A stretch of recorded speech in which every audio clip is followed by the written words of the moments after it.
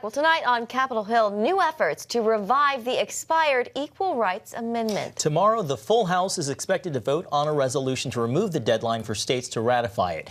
If approved by the Senate, it would allow the amendment, known as the ERA, to be added to the Constitution after Virginia last month became the 38th state to approve it.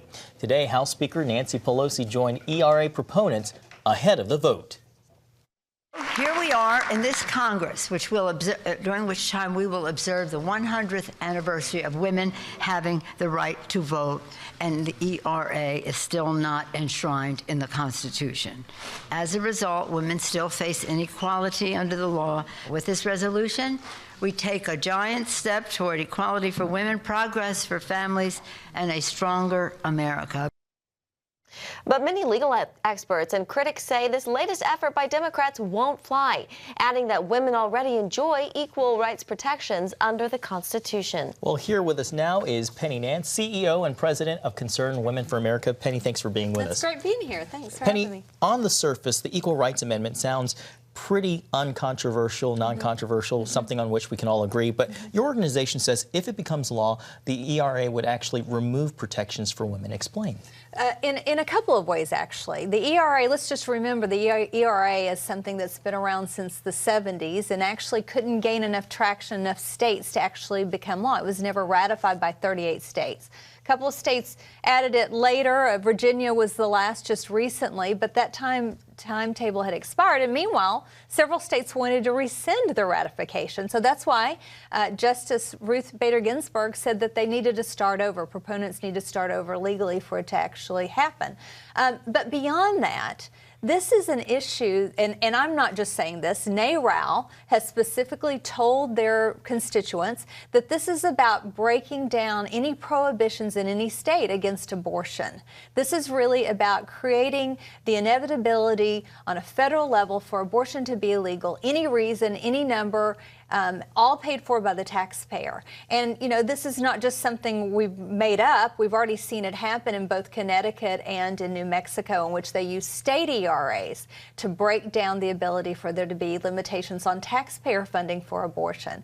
So there's a couple of different issues. There's the issue of abortion on demand that this would create. And then also, of course, there's about 800 laws that are sex-specific, that particularly protect women, like the Pregnancy Discrimination Act, the Equal Opportunity Act, others that have specific protections for women.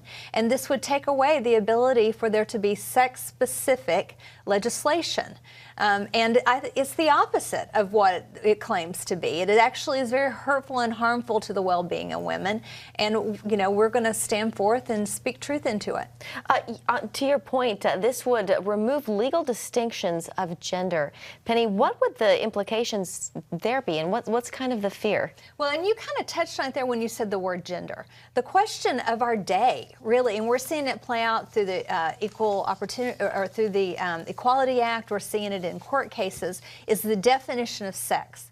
Does sex mean male and female, biological sex, or does it mean however you feel? And if you break down the distinction that there is certain rules that need to protect women, that biological women need specific help, maybe it has to do with laws dealing with sex crimes.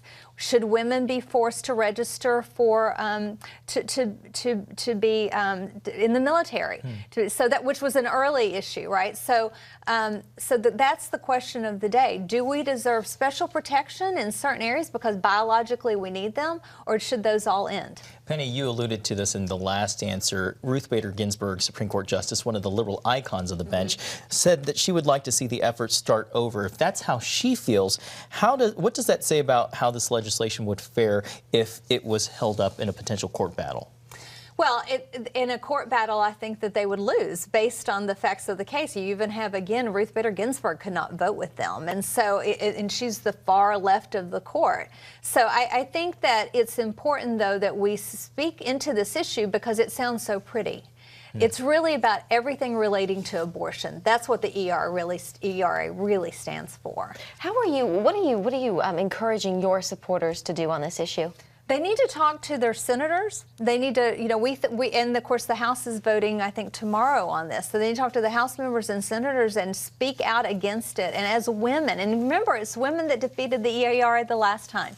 Concerned Women for America came into being because Beverly LaHaye was out front working along with Phyllis Schlafly and others in order to speak up for women, to speak up for the unborn, speak up for women who were receiving Social Security benefits because they were widows or they were homemakers. All of that's at risk. All right, Penny Nance with Concerned Women for America. Penny, thanks for